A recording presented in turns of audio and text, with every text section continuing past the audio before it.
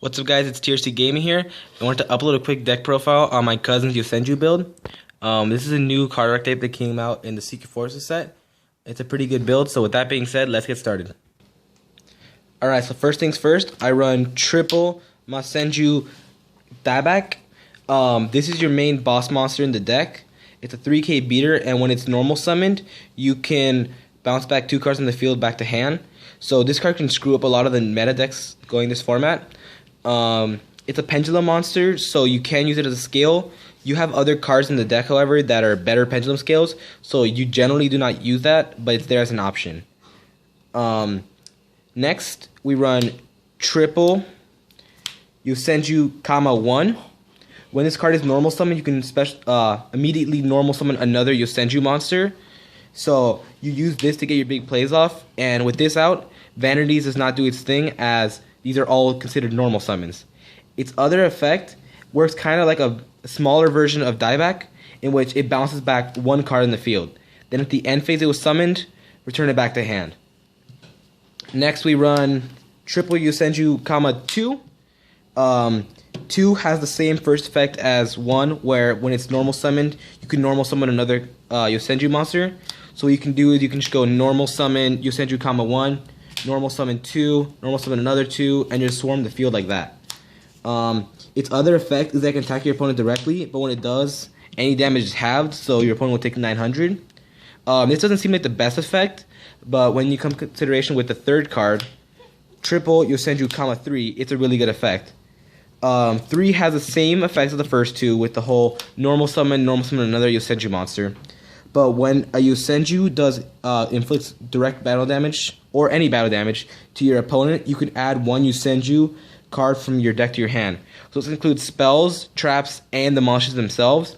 So this is your main searcher for the deck. So that gets rid of most of the normal monsters in the deck. Next we run triple Yosenju Shinshu L and triple Yosenju Shinshu R. What these do, these are your main pendulum scale of the deck. This is a level 3 and a level 5, but this one has effect where you can make it to level 11, so you can pendulum summon your diebacks. Also, when this one's normal summoned, it goes straight to the defense, and your opponent cannot target Yosenju monsters you control, except for this one for card effects. And with Shinshu R, your opponent cannot attack monsters except it. So if you have 2 of these out like this, you can get a lockdown going where your opponent cannot attack anything, as they're both saying to attack each other. So this is your main pendulum scale in the deck. When you're going to pendulum summon, you mainly use these ones. Then we're running 1 Yosenju Misak and 1 Yosenju Maggot.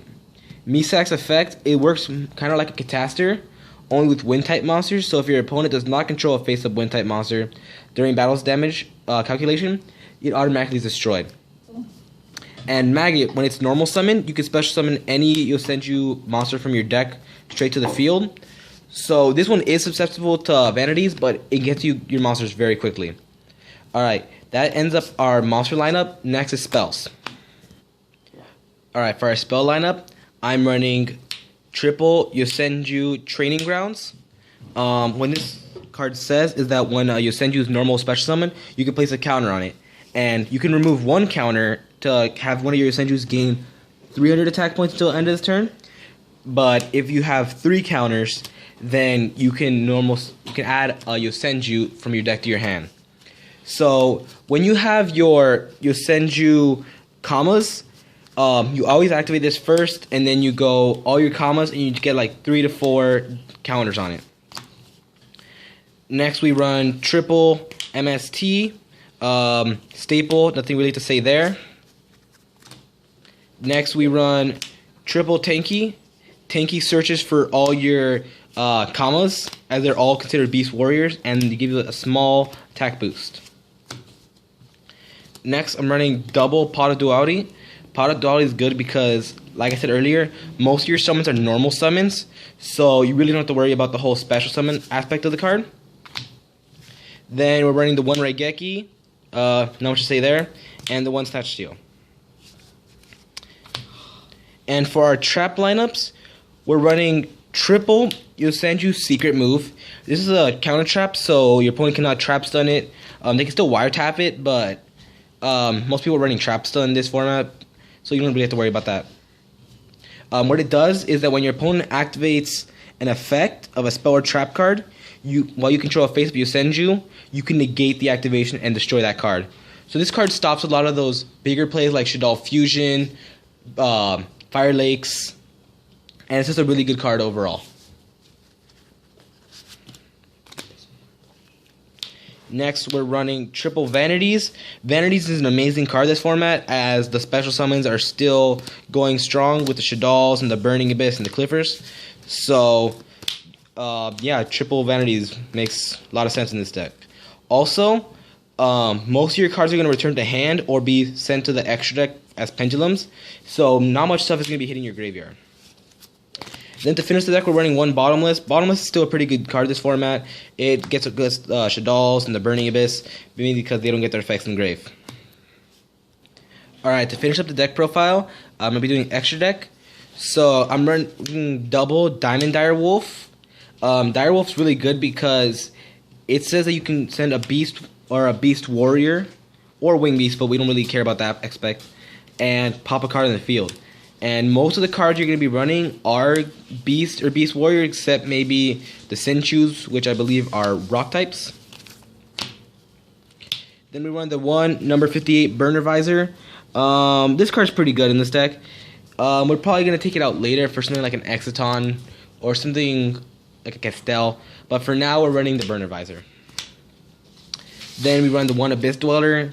This card was reprinted in the new set, and it's a really good card still, so might as well run it.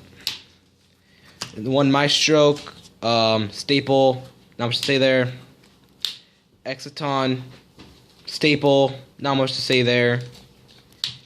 Castell, Gaga, Rhapsody, Utopia, Crazy Box, all staples, not much going there. Next you run the Tiger King.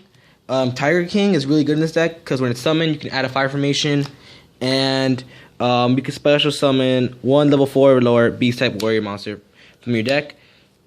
And so you just use this to get out your commas. And yeah, it's a pretty good card.